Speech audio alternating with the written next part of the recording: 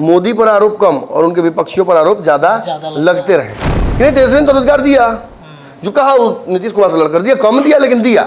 तेजस्वी यादव जब घूमेंगे तो उनको कुछ इलाकों में बहुत प्यार मिलेगा, कुछ इलाकों में तो उनको विश्वास ही नहीं होगा कि क्यों उनको लोग एक्सेप्ट नहीं कर रहे हैं। अब सीमांचल में जितने आप जाते हैं, सीमांचल की सीटों पर ओवैसी अगर प्रत्याशी उतार दें, तो खेलोगे आपके साथ, आपका ही वोट डैमेज होगा ना।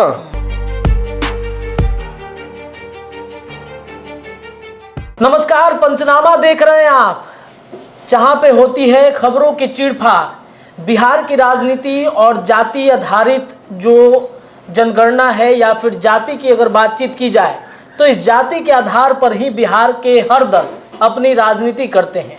हर दल का अपना एक अलग जाति है। बात अगर राजद की जाए तो राजद की MY समीकरण, बात अगर जदयू की जाए तो जदयू का लौकुश समीकरण, अगर बात बीजेपी की जाए तो बीजेपी में स्वर्ण से लेकर दलित, महादलित, तमाम जो जातियां हैं उसके साथ वो राजनीति करती है। बिहार में अब नए पैटर्न पे अलग अलग जातियों के अलग अलग पार्टियां बन गई हैं, लेकिन जो जातियां हैं उन जातियों का समीकरण क्या राजनीतिक पार्टियों के हिसाब से बदल रहा है? क्योंकि तेजस्वी यादव की जो इन दिनों की यात्रा है, जन विश्वास यात्रा, उस यात्रा में ये कहते हुए दिख रहे हैं कि तेजस्वी अब MY नहीं बल्कि बाप की पार्टी है। और बाप का समीकरण उन्होंने दिया है कि बहुजन, अगड़ा, अति पिछड़ा, बेरोजगार, महिला, इन तमाम लोगों का समीकरण वो बता रहे हैं। तो क्या तेजस्वी यादव को अब अपने MY समीकरण की कोई परवाह नहीं है, बल्कि क्या तेजस्वी यादव को A to Z की पार्टी के साथ साथ सभी जातियों का समर्थन चाहिए? क्योंकि तेजस्वी चाहते भी तो ऐसा ही हैं। नीतीश कुमार से अलग होने के बाद तेजस्वी यादव की राजनीतिक करियर अब और ज़्यादा मजबूत होती हुई दिख रही है। लेकिन जो तेजस्वी यादव का समीकरण है, राजद का जो समीकरण है MY समीकरण, क्या उसके बगैर वो बिहार के चुनाव में अपना राजनीतिक करियर बचाने में सफल हो पाएंगे? देखिए, आज का पंचनामा हमारा इसी विषय पर आधारित होगा। हमारे संवाददाता दिल्ली में थे पिछले 7 दिनों से और वहाँ से पंचनामा कर रहे थे, वहाँ के अपडेट बता रहे थे कि वहाँ से बिहार की राजनीति कैसे आगे बढ़ रही है। लेकिन सर, बिहार में तेजस्वी यादव ने तो एक तरीके से कहें कि जन विश्वास यात्रा करके सभी राजनीतिक दलों की हलचलें बढ़ा दी हैं। और जब वो सिवान जाते हैं, आज उनका कार्यक्रम था, वहाँ पर जो चर्चा थी कि हेना साहब को मंच पे बुलाएंगे, मना लेंगे, लेकिन हेना साहब को सर दिखी ही नहीं। चर्चा ये भी थी, जो हमारे पास इनपुट आया सर सिवान से, कि हेना साहब फ़ोन का इंतज़ार करती रही तेजस्वी यादव का, तेजस्वी ने फ़ोन ही करना उचित नहीं समझा। तो क्या अभी मान लिया जाए कि तेजस्वी को मुस्लिम वोट का कोई परवाह नहीं है, वो बाप के पार्टी से, बाप के समीकरण से जीत जाएंगे चुनाव? देखिए, एक MY समीकरण छोड़कर कोई समीकरण मुझे बहुत सफल बिहार में अब तक नहीं दिखा है जी। भाजपा ऑपरेशन लोटस, और फिर भाजपा ने कमल, फिर आपको याद होगा एक दलित और फिर लवकुश समीकरण को भी लेकर उन्होंने शुरुआत की, कुदाल जो समीकरण था। कोई समीकरण बहुत हिट नहीं कहा जा सकता है, क्योंकि एक समीकरण अगर हिट होते तो भाजपा फिर नीतीश कुमार को वापस क्यों लेके आती। एक बात जरूर है कि मोदी और भाजपा को इस बात का फ़ायदा ज़रूर मिल रहा है कि राम मंदिर इसी साल निर्माण हुआ है जी। इसका फ़ायदा उनको मिलता नज़र आ रहा है। लेकिन व्यापक स्तर पर बिहार में जब आप चुनाव में उतरते हैं तो समीकरण थोड़े अलग होते हैं जी। दिल्ली में भी था, उस दौरान यहाँ के कई लोगों से मेरी बातचीत हो रही थी, जनप्रतिनिधियों से भी हो रही थी, यहाँ के कई MP MLAs और MLC से हो रही थी।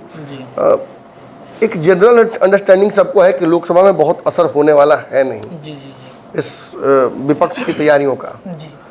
और बात रही रिजल्ट की, तो बहुत उसमें अंतर पिछले रिजल्ट से भी होता नज़र नहीं आ रहा है, अनलेस कि कुछ बड़ा हो जाए। जी। अब कोई बड़ा भ्रष्टाचार का आरोप मोदी जी पर ही लग जाए और वो कागज सामने आने लगे या वैसे कुछ बात आ जाए तो हाँ, वो हो सकता है। लेकिन अब तक के मोदी जी के पैटर्न में जो कार्यकाल उनका रहा है, हमने यही देखा है कि मोदी पर आरोप कम और उनके विपक्षियों पर आरोप ज़्यादा लगते रहे हैं। कई बार तो मतलब हम पत्रकार हैं तो हमें बैलेंस की बात बोलनी ही चाहिए। कई बार तो जैसे हमने देखा कमलनाथ वाली बात, हमने महाराष्ट्र में देखा, जी जी जी, जो भाजपा के साथ चला जाता है वो भ्रष्टाचार से मुक्त हो जाता है। जो भाजपा के साथ चला जाता है उसको लगता है किसी वॉशिंग मशीन में डाल दिया जाता है और बाकी सभी भ्रष्टाचारी हो जाते हैं। जो भाजपा के खिलाफ है वो भ्रष्टाचारी है। नीतीश कुमार चले गए तो नीतीश कुमार पर आरोप लगाने लगेंगे, कंधा पर रख देंगे बंदूक, नीतीश क्या तेजस्वी पर हमला करेंगे। ये भाजपा की रणनीति है। लेकिन चूंकि जनता अभी जिस भी देखिए, सबको लोकतंत्र में अपने तरीके से प्रचार करने का अधिकार है। भाजपा धर्म का प्रचार अगर करके जीत जाती है तो उसमें गलत क्या है? जनता को लुभाने के लिए सभी को अपने तरीके से स्वांग रचने का तरीका दिया गया है ताकत लोकतंत्र में। लेकिन जो तेजस्वी यादव अब तैयारियों में लग गए हैं, मैं आपको एक बात स्पष्ट बोल दूं, अभी ये तैयारियां 2024 की नहीं है। 2025 में नरेंद्र मोदी और नीतीश कुमार दोनों से फिर उनको लड़ना है। 2020 में जो तेजस्वी यादव करने की कोशिश किए और नहीं कर पाए, उसे पूरा करना है। पिछली बार तेजस्वी यादव के पास एक बहुत बड़ी ताकत थी, मिस्ट्री की ताकत, कि तेजस्वी आएंगे तो दवाई सिंचाई सब कुछ लेके आएंगे, हाँ बेरोजगारी समाप्त कर देंगे। अब हुआ क्या कि तेजस्वी यादव को 17 महीने में मौका मिला, नीतीश के प्रॉक्सी के तौर पर, नीतीश के सबऑर्डिनेट के तौर पर ही, लेकिन जो तेजस्वी यादव ने काम किए उसमें एक रोजगार को लेकर ही वो अपना चेहरा चमका सकते हैं। अदरवाइज कोई बहुत बड़ा मैंने उनको क्या तो क्रेडिट ना लेने दिया गया, ना वो लेना लाजमी समझे। वो तेजस्वी यादव नहीं थे वो जो मंच पे उस दिन सदन के अंदर बोल रहे थे कि क्रेडिट क्यों नहीं ले। सच पूछिए, मैं कह रहा हूँ आपको, तेजस्वी यादव ने कोई क्रेडिट नहीं लिया। मैंने तो हर बार अखबार निकाल कर दिखाया आपको। जिन दर्शकों को याद होगा उनको याद होना चाहिए। बिल्कुल सर, बिल्कुल। कि हमने दिखाई कई बार आपको तस्वीरें कि जब जब कोई बड़ा नीतीश कुमार ने दावा किया और अखबार में तस्वीर छपी, सरकार के वो भी हिस्सेदार है, उनका भी तस्वीर छपना चाहिए था। लेफ्ट के नेताओं की तस्वीर छपनी चाहिए थी, किसी का नहीं छपा। अरे ठीक है, कम से कम डिप्टी सीएम सीएम का छपे ना। अब कहाँ छप रहा है सब जगह? अब तो भाजपा वाले भेटाते रहे नीतीश कुमार की तस्वीर। आइए, भाजपा ने समझ लिया कैसे नीतीश कुमार को डील करना है। और तेजस्वी यादव से यहाँ चूक हुई, हालांकि तेजस्वी उस चूक को पूरा करने की कोशिश कर रहे हैं। उस दिन सदन में भी वही वो माहौल बनाना चाहते थे, बनाने में सफल रहे। और अब जनता के बीच जाकर तेजस्वी ये साबित कर रहे थे कि हम ने रोजगार दिए, नीतीश जीत दे पाए। और वो वीडियो वायरल किया नीतीश कुमार की, कहाँ से लाएगा, अपने बाबूजी कहाँ से लाएगा? ये क्यों किया जा रहा है? ये इसलिए किया जा रहा है क्योंकि तेजस्वी यादव को नौकरी देने वाला बनाकर बिहार की जनता की तरफ राजद ढकेल रही है कि जॉब प्रोवाइडर के तौर पर तेजस्वी यादव को एक्सेप्ट कर लिया जाए। इट्स वेरी अनलाइकली कि जनता इतना आसानी से एक्सेप्ट कर लेगी, लेकिन एक लार्जर पॉपुलस तो उनको इस सेंटिमेंट से अग्री करता है। बिल्कुल बिल्कुल। तेजस्वी ने तो रोजगार दिया, जो कहा नीतीश कुमार से लड़कर दिया, कम दिया लेकिन दिया। डोमिसाइल वाले मैटर पे आप पढ़ सकते हैं नीतीश कुमार के सामने। अब देखिए ना, नीतीश कुमार ने तो खबर आई कि कई जगहों पर कैंसिल कर दिया है तेजस्वी द्वारा जो काम किया गया था। तेजस्वी भी वहाँ सेंटिमेंटली बात बोलने में सफल रहे, तो जांच भी करा रहे हैं उनके विभाग, जांच भी हो रही है। और ये भी कहने में तेजस्वी सफल लास्ट में जाते थे कि अब जो हम लोग कर दिए हैं उसको मत बिगाड़िएगा, उसको होने दीजिएगा। ये सब माइंड गेम था तेजस्वी, जो अच्छा लगा देख कर, इतना परिपक्व तो हो गए हैं कि समझ में आ रहा है ये सब चीज़। ये सब चीज़ पिछली बार उनको नहीं बुझाया था। कहते हैं बच्चे थे, दाढ़ी मेला में जैसे बच्चा कभी कभी कंफ्यूज होता है, उस तरीके से वो कंफ्यूज थे पिछली बार 17 में। लेकिन इस बार वो उनको पता था कि क्या बोलना है। लालू यादव की एक बड़ी उपलब्धि तो ये भी रही कि अपने एक पुत्र को तो उन्होंने राजनीतिक रूप से परिपक्व कर दिया बिहार में।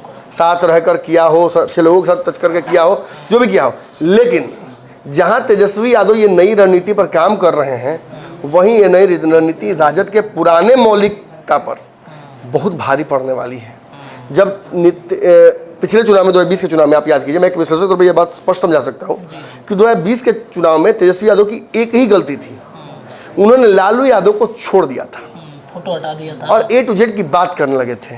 ब्राह्मण, भूमिहार, राजपूत बहुत लिमिटेड क्वांटिटी में ही तेजस्वी यादव को वोट आज भी करेंगे, कल भी किया है और आगे भी करने की संभावना लिमिटेड ही है। एक मुश्त नहीं मिलेगी। मैं ये बात स्पष्ट कह दूं, इस बिहार की सबसे बड़ी विडंबना यही है कि तेजस्वी यादव हर घर में भी 2 लोगों को रोजगार दे देंगे, तब भी कुछ जातियां तेजस्वी यादव को वोट नहीं करेंगे। बिल्कुल। और बस 22 वर्षा नीतीश कुमार भाजपा कितना भी कर देगी तो कुछ जातियां और कुछ खास समुदाय के लोगों को फिर भी वो भाएगी नहीं।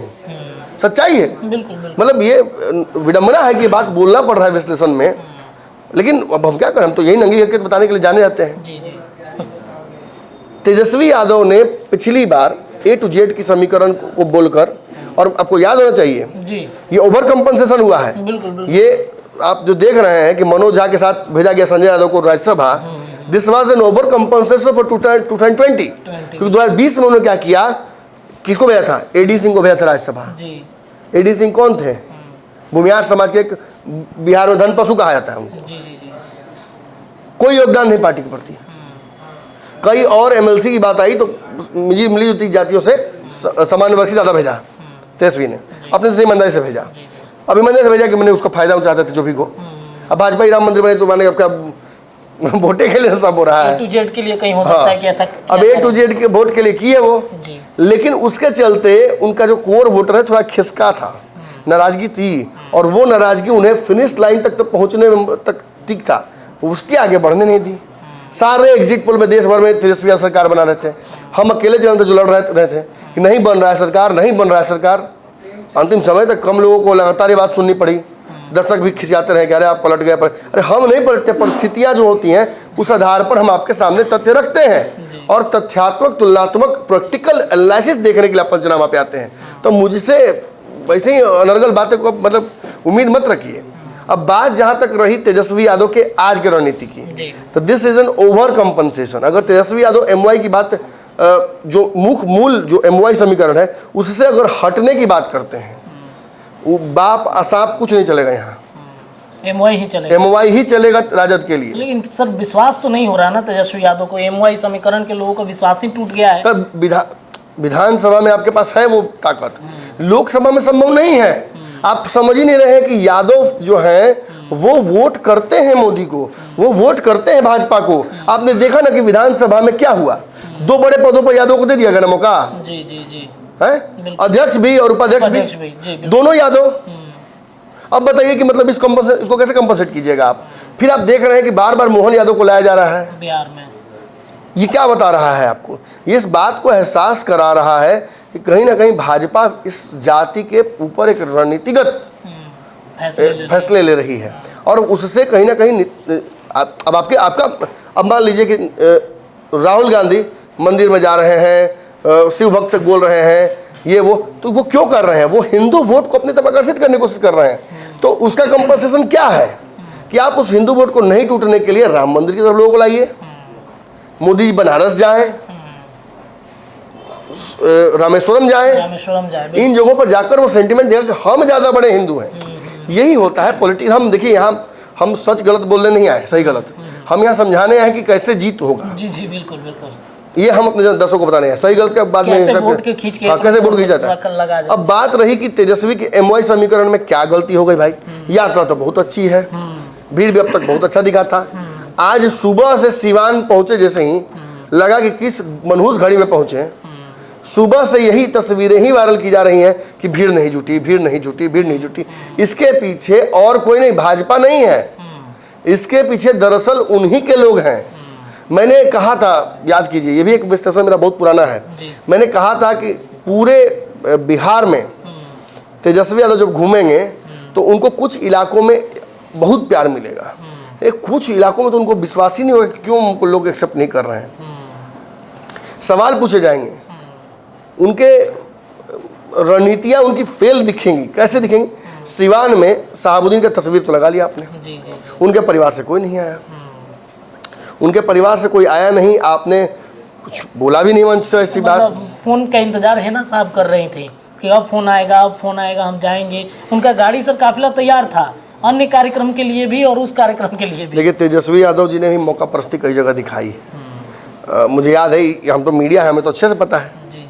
हमसे ज़्यादा कौन ठगा गया? हमसे ज़्यादा ठगा कौन गया? तेजस्वी ने कहा कि हमको तो मीडिया का सपोर्ट नहीं मिलता है, बड़का बड़का दिखाएगा हमको तो आप ही लोग ना प्यार कीजिएगा।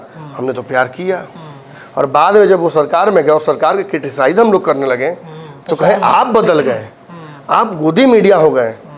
हे प्रभु, आप बदलें।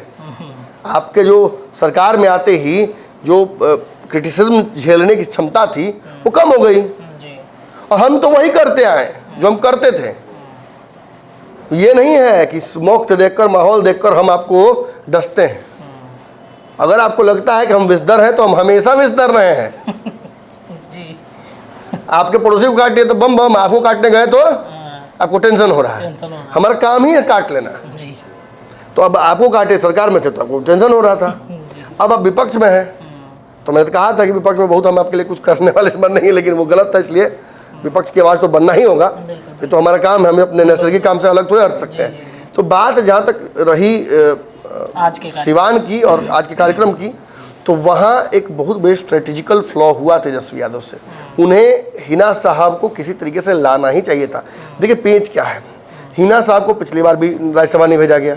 पार्टी बार बार हिना साहब के समर्थक, राहुल के समर्थक, मुसलमान वर्ग जो सपोर्ट करता है राजद को, वो ये मांग लगातार कर रहा था जब से शहाबुद्दीन की मृत्यु हुई तब से, कि उन परिस्थितियों में उनकी मृत्यु हुई, आह सी एक रह गई हमेशा। उनके पुत्र को के साथ जो लगातार आप हो रहा देख रहे हैं ना, लगभग निगेटिव ही खबरें लगातार आ रही हैं। और अगर इस वक्त तेजस्वी यादव उनके पुत्र का हाथ पकड़ लेते हैं तो राजनीति में एक बेहतर विकल्प उनके पास हमेशा मिल जाएगा। इंग्लैंड में, लंदन में पढ़ के आए और यहाँ पर फॉर बैड रीजंस हमेशा उसामा का जो है वो तस्वीरें, खबरें आती हैं, निगेटिव छवि बन जाती है। तो बिल्कुल लग रहा है कि कोई बनाना चाह रहा है निगेटिव, उस जैसा लग रहा है। तो ऐसी स्थिति में निश्चित तौर पर हाथ पकड़ने की आवश्यकता, चूंकि तेजस्वी बड़े हैं, उनको हाथ बढ़ाना चाहिए था, लेकिन आज नहीं बढ़ाया गया। और ये कहीं ना कहीं यही दुर्भाग्य है। पिछली बार भी शहाबुद्दीन वाली स्थिति बनी थी ऐसे ही, आज भी ये परिस्थिति बनी है। और मुझे कन्फर्म खबर है कि हिना साहब एलजेपी और जेडीयू दोनों तरफ के ऑफर्स मिल चुके हैं उनको, वो बस इंतजार कर रही है कि उनके घर में ही, तो सर अरे घर में सूखी रोटी भी मिल जाए तो कोई बाहर क्यों जाएगा। जी। और वही परिस्थितियां बन रही है कि घर के तरफ देखना पड़ रहा है। हालांकि हिना साहब ने इस पर बयान नहीं दिया है, तेजस्वी भी बहुत बच के निकल गए हंस के, लेकिन सर तेजस्वी यादव ने एक बयान दिया है छोटा सा, जब मतलब इशारों में इन्होंने कहा कि अब बहुत सारी चीजें बदल रही हैं, पुराना पैटर्न अब बदलना होगा आप लोगों को भी। अब आप मतलब ऑनलाइन खाना मंगा लेते हैं, गाड़ी बुक करने पहले जाते थे, अब खुद गाड़ी बुक हो क्या चला आता है। तो उनके कहने का मतलब ये था कि आप खुद पहल कीजिए, हम तो कर ही रहे हैं, आपको भी आना पड़ेगा सामने। देखिए बाकी कार्यकर्ताओं की बात रहती तो कोई दिक्कत नहीं था। जी। वो सबसे बड़ा परिवार है राजद का वहाँ। जी बिल्कुल। आपने तस्वीर क्यों नहीं हटा ली शहाबुद्दीन की? हटा के देखिए, हो सकता है कि मंचों उखाड़ के फेंक देता सब समर्थक। आप हटा के देखिए, मैं तो खैर नहीं बोलूँगा बहुत ज़्यादा, फिर लोग बहुत कुछ कहने लगते हैं। कोई उन्हें देखिए, अगर शहाबुद्दीन को कोई बुरा मानता है तो कोई बहुत अच्छे मानने वाले लोग भी हैं। हमने तो बहुत देखा है नज़दीक से शहाबुद्दीन में, शहाबुद्दीन ने कैसे शिक्षा को लेकर सुधार के लिए कई कार्य किए हैं, कैसे डॉक्टरों को लेकर एक बड़ा उन्होंने ट्रेंड डेवलप किया था। ठीक है, गलत नहीं होता तो जेल कैसे जाते हैं, गलत नहीं करते तो जेल कैसे जाते हैं। बिहार के मैंने कानून इतना हल्का थोड़ी है कि किसी को भी सजा दे दे। और हाँ, ये जरूर कहूँगा कि एक जनप्रतिनिधि थे, लगातार जनप्रतिनिधि रहे थे, और जिस तरीके से उनको रुखसत मिली वो उस डिजर्विंग नहीं थे उसके। जिस तरह का बड़ा एक समूह उनके पीछे रहता है, हमेशा रहा, आज भी। हिना साहब के एक चुटकी पर सिवान सहित पूरे जो सीमांचल के मुसलमान हैं वो खड़े हो जाएंगे। लेकिन मुझे लगता है कि कैलकुलेट करके तेजस्वी यादव ने ये रिस्क लिया है। उन्हें लगता है कि Shahabuddin is not all Muslims and Siwan is not is equal to Seemanchal. उन्हें लगता है कि सिवान में जो हुआ है वो सिवान तक ही सीमित रह जाएगा, सीमांचल में इसकी खनक हमें नहीं देखने को मिलेगी। लेकिन जो इनपुट हमें मिला है सुबह से और जो नाराजगी दिख रही है पूरे बिहार में, तेजस्वी यादव को इस समाज से थोड़ा सा तो डैमेज होगा। थोड़ा डैमेज बहुत काफ़ी है। अरे ओवैसी ने आपके 5 विधायक कम कर दिए थे ना जी, बाद में ना आपके जाके पास जाके जुड़ गए। ओवैसी ने 5 विधायक जिताए ना, अब बाद में तोड़ लिए। आपको सरकार नहीं ना बना पाए, है कि नहीं? बिल्कुल। और अब अगर 5-10 विधायक अगर तोड़ देंगे या एक सांसद, आप अब सीमांचल में जितने आप जाते हैं, सीमांचल की सीटों पर ओवैसी अगर प्रत्याशी उतार दें, खेलोगे आपके साथ, आपका ही वोट डैमेज होगा ना। तो ये समझना चाहिए था तेजस्वी यादव को। देखिए फिर वही कहेंगे कि मैंने विनाश काल विपरीत बुद्धि। कभी कभी अच्छे व्यक्ति भी जब परिस्थितियां विकट होती हैं तो गलत फैसले ले लेते हैं। अच्छे से समझदार लोग किन परिस्थितियों में उन्होंने फैसला लिया है तो वही बताएंगे। लेकिन ये जरूर हल्ला पूरे बिहार में हो रहा है कि तेजस्वी यादव को मुसलमानों का वोट नहीं चाहिए। ये पूरा हल्ला कर रहा है लोग। मतलब उनको अब बाप का वोट चाहिए, माई का वोट नहीं चाहिए। अब ये मैं कैसे कहूँ। चलिए देखिए, तो तेजस्वी यादव कहीं ना कहीं सिवान में पहुंच करके हेना साहब के परिवार को, हेना साहब को साइड करके कहीं ना कहीं एक बड़ा रिस्क तो जरूर ले लिया है। आने वाले चुनाव में इससे कितना फ़ायदा कितना नुकसान होगा, क्या वाकई में उन्होंने एक कैलकुलेशन करके ये रणनीति पर काम करना शुरू किया है, इस पर पंचनामा में चीरफाड़ हो चुका है। आगे भी चीरफाड़ जारी रहेगा। फिलहाल अभी के लिए इतना ही। जुड़े रहिए अपने चैनल के साथ। बहुत बहुत धन्यवाद।